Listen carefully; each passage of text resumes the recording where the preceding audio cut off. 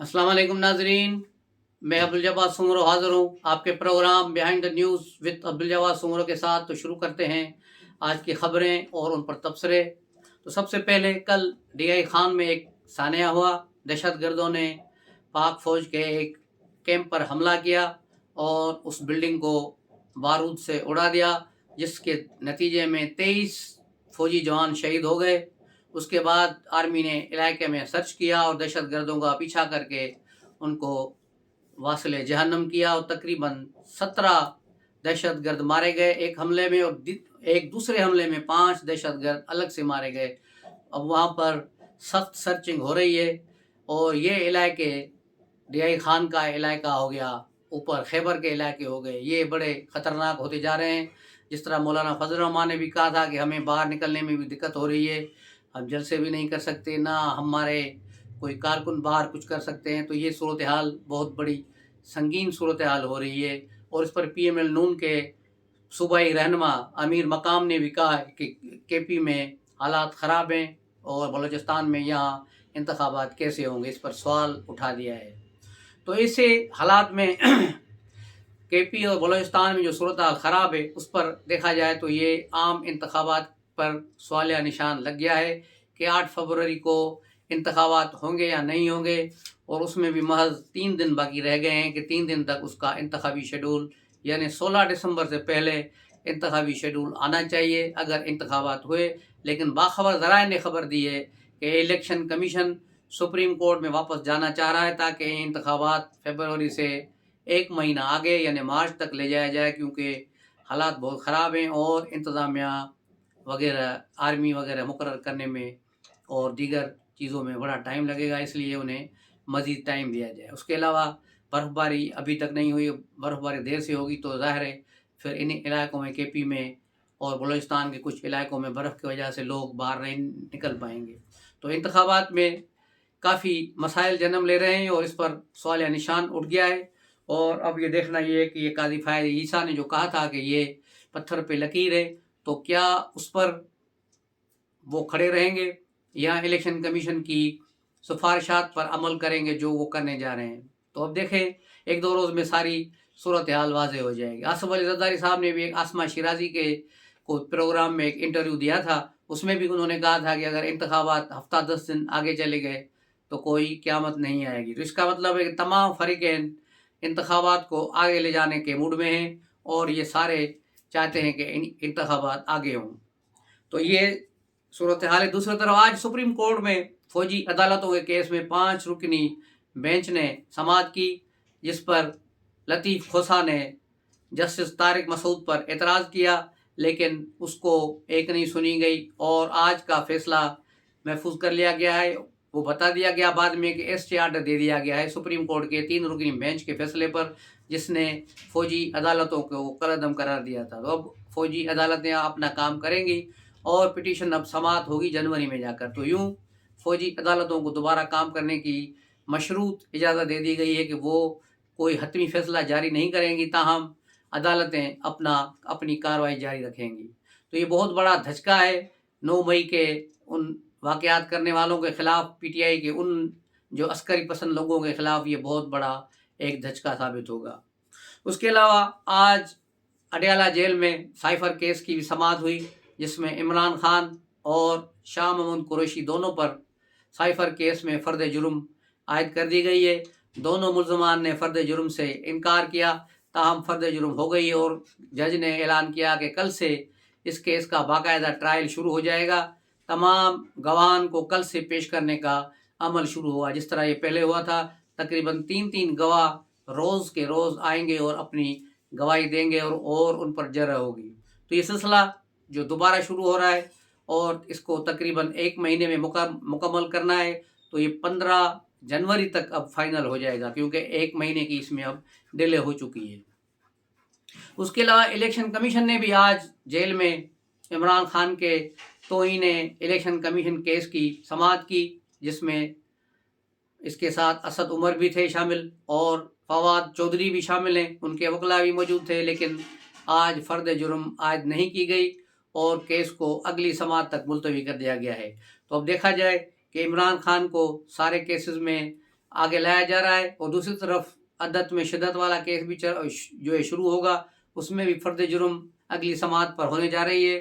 تو یہ ساری چیزیں عمران خان کے لیے اب کافی مشکل ہیں گی۔ آج نواز شریف نے جو ٹکٹوں کی تقسیم کر رہے ہیں، لوگوں کے انٹرویو لے رہے ہیں لاہور میں ماڈل ٹاؤن میں، وہاں آج ایک نیا بیانیہ شروع کر دیا ہے۔ پہلے اس کا بیانیہ تھا کہ مجھے کیوں نکالا، کل تک یہی راگ چل رہا تھا، لیکن آج ایک نئی بات سامنے آئی کہ میں نے کیا بگاڑا۔ تو آج یہ میں نے کیوں بگاڑا کا نیا والیوم شروع ہو گیا ہے، اور کہا گیا کہ کس طرح جنرل رائل، جنرل باجوہ اور دیگر لوگوں نے کیا کہ ان پر احتساب ہونا چاہیے۔ انہوں نے کہا کہ میں نہیں چاہتا کہ کسی کے ساتھ بدلہ لوں، کچھ کروں، لیکن کم سے کم انصاف تو ہو، احتساب تو ہو۔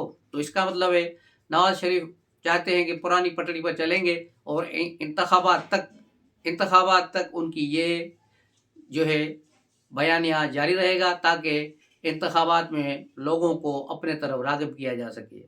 یہ صورتحال ہے پی ایم ایل نون کی، اور پی ایم ایل نون ایک جلسہ جو کیا تھا انہوں نے جلال پور جٹا میں مریم نواز کا، لیکن باخبر ذرائع نے بلکہ لوگوں نے یہی بتایا، خاص طور پہ سما ٹی وی نے تو اس کو کھول کے رکھ دیا تھا کہ اس میں کوئی رچ نہیں تھا، لوگ نہیں تھے، اور جیسے ہی مریم نواز نے تقریر شروع کی تو لوگوں نے اٹھنا شروع کر دیا۔ وہ ساری ویڈیو کلپس سما ٹی وی کی ویب سائٹ پر موجود ہیں، آپ بھی وہاں سے جا کر دیکھ سکتے ہیں۔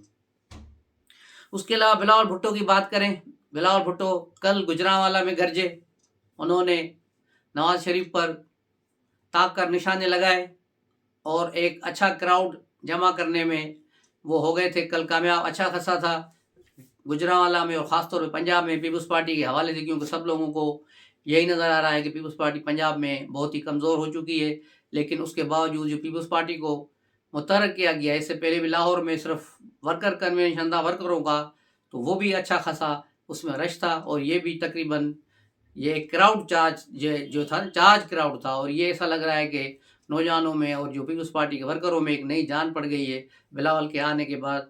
تو اچھی خاصی وہاں رش تھی، ندیم افضل چند کی تقریر بھی کافی اچھی تھی، اور بلاول بھٹو نے تو پی ایم ایل نون والوں کو تن کے رکھ دیا۔ اس کے بعد آج بلاول بھٹو نے پشاور بار کونسل سے بھی خطاب کیا، جہاں انہوں نے اچھی ایک تدبر والی تقریر کی، اور کئی معاشی پلان اور اہداف بھی انہوں نے بتایا کہ وہ کس طرح کرنا چاہتے ہیں۔ اس کے علاوہ اس کے بعد انہوں نے خواتین کے کنونشن سے بھی خطاب کیا ہے، اور وہاں بھی اپنی تقریر کی اب سے تھوڑی دیر پہلے تک۔ تو یہ ایک بڑی بات ہے کہ جب ہر طرف سے لوگ مایوس ہو رہے ہیں اور کے پی میں جلسہ بھی نہیں کر پا رہے، وہاں بلاول بھٹو نے یہ کوئی 7واں 8واں کنونشن کر لیا ہے ورکرز کا، اور اس میں مزید وہ کنونشن کرنے کا انہوں نے اعلان کیا ہے۔ تو یہ ساری سیاسی صورتحال ہے، لیکن سیاسی صورتحال کے ساتھ ساتھ سنگین صورتحال بھی ہے کہ اگر یہ دہشت گردی جاری رہی تو سوال یہ ہے کہ پھر انتخابات کیسے ہو پائیں گے۔ اور حکومت پاکستان نے باضابطہ طور پر افغانستان کے ناظم الامور کو کل طلب کیا، اور انہیں کہا تنبیہ کی ہے کہ اپنی گورنمنٹ کو میسج کرو کہ سارے ٹی ٹی پی کے جو دہشت گرد وہاں چھپے بیٹھے ہیں ان سب کو پاکستان کے حوالے کیا جائے۔ تو ایک یہ تناؤ جو پہلے ہی ہم انڈین بارڈر پہ تناؤ تھا، ایک جو ہے کشیدہ صورتحال تھی، اب یہی صورتحال آ گئی ہے ہماری جو ہے اس بارڈر پر، افغانستان کے بارڈر پر، اور یہاں بھی سنگین صورتحال نظر آ رہی ہے۔ تو یہ ساری صورتحال ہے پاکستان کی، اور کراچی کی طرف بھی چلتے ہیں، حالانکہ یہ قابل ذکر نہیں ہے کہ ان کا ذکر بھی کیا جائے، لیکن تھوڑا بہت کراچی کی اور اندرون سندھ کی سیاست، ٹوٹل سندھ کی سیاست پہ بھی تھوڑا تبصرہ ضروری ہے کہ سندھ میں جو یہ چون چون کا مربع ایک ساتھ پھر ملنے جا رہا ہے، تو انہوں نے کیا اکھاڑنا ہے۔ تو آپ دیکھ لیں گے کہ ایم کیو ایم کی کل خالد مقبول کی بھی آپ نے اسپیچ سنی ہوگی، جو ڈائریکٹ وہ دکھا رہے تھے، پوری قوم کو دھمکیاں دے رہے تھے کہ میں ایسا کر دوں گا، میں وہ کر دوں گا، میں لاشیں گرا دوں گا۔ کل باقاعدہ وہ سلطان رائی بنے ہوئے تھے، ایک کسی کارکن کو مار دیا گیا۔ یہ تو ان کی آپس کی دشمنیاں ختم ہی نہیں ہو رہی ہیں، 3-4 M Q M L Q M London, حقیقی نا حقیقی، اور یہ جو اپنے آپ کو حق پرست کہتے ہیں، لیکن لوگ ان کو کہتے ہیں یہ نا حق پرست ہیں، لیکن بہرحال ہیں کراچی میں، وہ 4-5 سیٹیں ان کو ملی تھیں، لیکن اب ہو سکتا ہے کہ بڑوں کی آشرواد سے ایک آدھ سیٹ ان کو اور مل جائے، لیکن عوام کا موڈ بالکل ہی نہیں ہے ان کو ووٹ دینے کا، کیونکہ کچھ لوگوں نے جو سروے کیا ناظم آباد میں، کورنگی میں، ادھر 2.5 نمبر میں، تو ہر جگہ سے یہی جواب آیا کہ ایم کیو ایم کو ووٹ نہیں دینا۔ تو یہ لوگ نوجوانوں کے جذبات ہیں، اب دیکھیں کراچی کی سیاست کیا رنگ لاتی ہے۔ اور जमात इस्लामी भी हाथ पैर मार रही है और वो फ़लस्तीन के शहीदों को यहाँ पेश कराना चाहती है। रोज़ाना कोई ना कोई धरना, कोई ना कोई बात करके हाफिज़ नईम रहमान अपने आप को ज़िंदा करते आ रहे हैं कि किसी तरह भी कराची में से 2-4 कौमी असेंबली की सीटें निकाल पाएँ। उसके अलावा एक और इत्तेहाद जो सिंध में है, GDA, जो पिछले इंतखाबात से पहले बना था पीर साहब पगाड़ा की क़यादत में, लेकिन गुज़श्ता इलेक्शन में उसे बुरी तरह शिकस्त हुई थी। उनकी सिर्फ कौमी असेंबली की 2 नशस्तें थीं और सूबाई असेंबली में भी गालबन 4 या 5 नशस्तें थीं। लेकिन इस बार लगे सा रहा है कि उन्हें उनकी पीठ थपथपाई गई है। इसके बाद से ये जो है मुतहर्रिक हुए हैं। अब लियाकत जतोई भी शामिल हो गया है, तो अब लियाकत जतोई समेत तकरीबन 5 से 6 कौमी असेंबली की नशस्तें GDA निकाल जाएगा। जैसा कि बताया जा रहा है उस पर पीठ थपथपाई गई है और सूबाई असेंबली में अंदाज़न 15 नशस्तें इनको मिल जाएंगी और MQM को भी कराची से अच्छी खासी जो सी नशस्तें मिलेंगी। यानी पीपल्स पार्टी के लिए ग्राउंड को तंग किया जा रहा है ताकि पीपल्स पार्टी सूबाई हुकूमत न बना पाए, लेकिन ऐसा नज़र नहीं आ रहा कि पीपल्स पार्टी सूबाई हुकूमत नहीं बना पाएगी। वो ज़्यादा अक्सरियत न सही, लेकिन सादा अक्सरियत से 1 वोट से भी पीपल्स पार्टी अपनी हुकूमत बना लेगी। तो ये है आज की सियासी सूरत हाल। तो मिलते हैं अगले व्लॉग में, तब तक के लिए इजाज़त दीजिए। अस्सलाम वालेकुम।